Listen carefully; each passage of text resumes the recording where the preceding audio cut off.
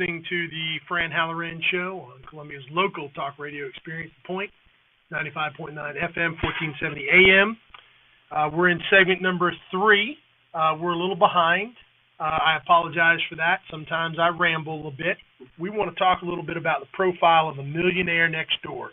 And let me tell you where this is coming from. I happen to, full disclosure here, I am not a millionaire, not by any stretch of the imagination. I hope that by the time I'm in my early 60s, that my businesses and my investments will put me into that category where I'll have $1 million worth of assets. You got to remember, I started this kind of late. I was a teacher and a coach for 14 years, and before that a cop. And so I didn't really get into the business world where you can start really making some money until I was almost 40 years old. So I'll be 47 this year, so I started considerably behind everybody else. But that's where we're headed. But I don't want to mislead anybody. I do not live in a huge home. I do not drive fancy cars. I do not have a huge bank account. We are on our way, thanks to guys like Larry Burkett, thanks to my savior, and thanks to Dave Ramsey. We're okay as a family, but we are by no means the millionaire next door. With that being said, I want to get Brian in on this for just a minute. Brian, you got your mic hot there? Yeah. Brian, what kind of car would you say most rich people drive? Stereotypically, yeah. I mean, because it's what we all think. When you talk about rich people, you see Rolls Royce, Bentley, Benz, any car with a statue on the front. With some kind of big grill and some kind of very large hood ornament, okay? Yeah, okay. All right, very good. How about their watches? Do you suppose they wear, what kind of watch brands do you suppose? Rolex, Tag Heuer, or Heuer, or I don't even know how to say this. Tag Heuer, I don't know. That's right, it's too expensive. Philippe Patek, that's like one of the most expensive watches in the world, I understand, right? Yeah. How much do you suppose they spend on their clothing? A businessman who's rich, what do you think, $1,000 suits, $2,000 suits? Yeah. Oh, an expense account, right? I got you. Let me tell you something, all right? The wealthiest man I've ever met, okay? Now, this is just me. The wealthiest man I've ever met was a gentleman by the name of Art Williams. Some of you probably have heard of Art Williams, A.L. Williams Insurance. He then turned it into Primerica. It was bought by Citigroup. It was part of Travelers. And Art went from one day being an old football coach down in Georgia. 25, 30 years later, he sold his business to Primerica.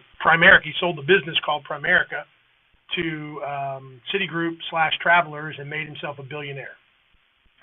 The first time I met Art was up in North Carolina, Highlands, North Carolina. My good friend Richard Starks took me up there specifically to meet Coach, as I called him, and everybody still calls him. Brian, guess what kind of vehicle he jumped out of? He stopped his car in the middle of the road when he saw us, in the middle of the road in Highlands, Cashiers, North Carolina. He jumped out of his car in the middle of the road, just left it sitting there, and came down to the crosswalk and hugged us and shook our hands. Guess what kind of car he was driving? A Jeep Wrangler. A Jeep Wrangler. This is a man worth billions of dollars, and he's driving a Jeep Wrangler. See, folks, we have this misconception about wealthy people because really the only wealth we see is what we see on television. We think, and maybe we see it in our town. I know I see it all over where I live in Lexington, but they're not rich people. They're posers. They're posers. I know what a poser looks like.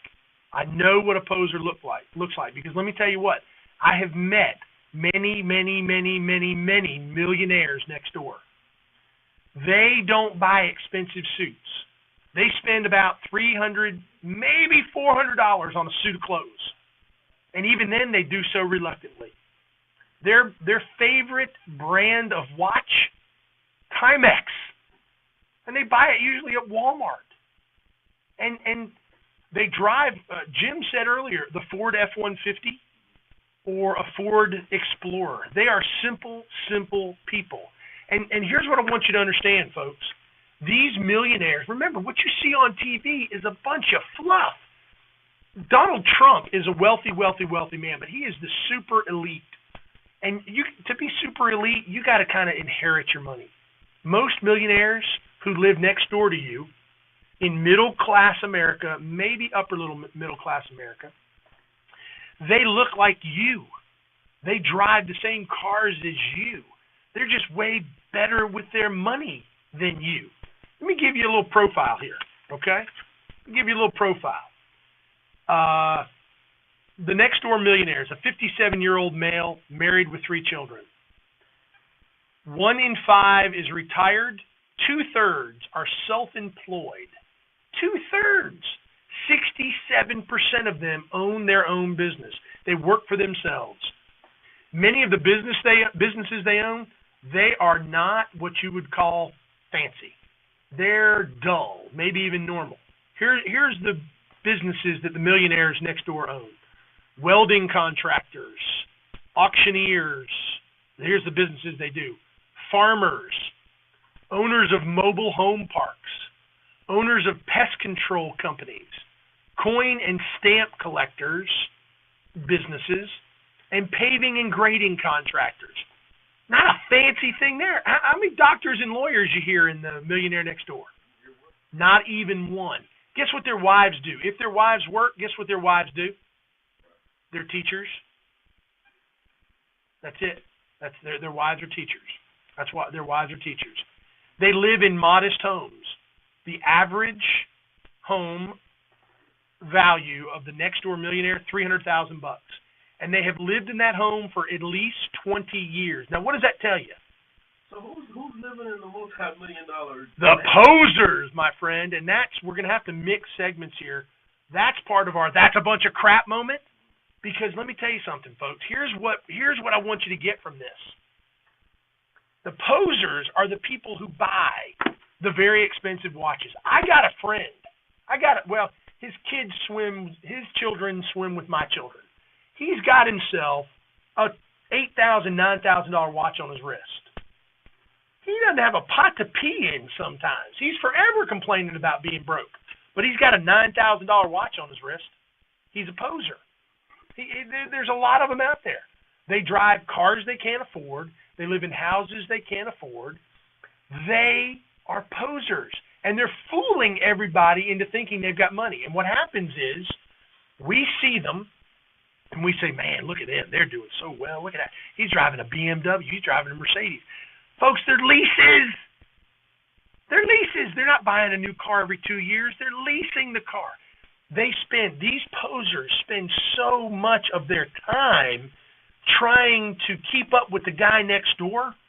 They don't have time to build wealth for themselves because they are so sucked into this luxury brand mentality. I have to have a Lexus. I have to have a Mercedes. I have to have a BMW. I have to have a Rolex watch. I must spend $2,000 on a suit of clothes, or everyone's going to think I'm not a business person. Let me tell you what. Art Williams is about the most simple fellow I've ever met. And the other next-door millionaire that I know very well is a guy down in Georgetown County. His name is Billy McDaniels. We called him Billy Mack. Billy Mack made his millions, ready for this, welding steam pieces of massive steam boilers for plants. He was a welder by trade, learned how to weld in high school, and built his business over 40 years. He traveled all over the world, China, Japan, Russia, all over the world, teaching people in these countries how to build these massive steam boilers. He wore shirts and shoes and clothes from Walmart. He drove an F-150. His wife drove a Lincoln. They were the simplest folks in the world. But let me tell you something. Billy Mack was worth millions, but you'd never know it.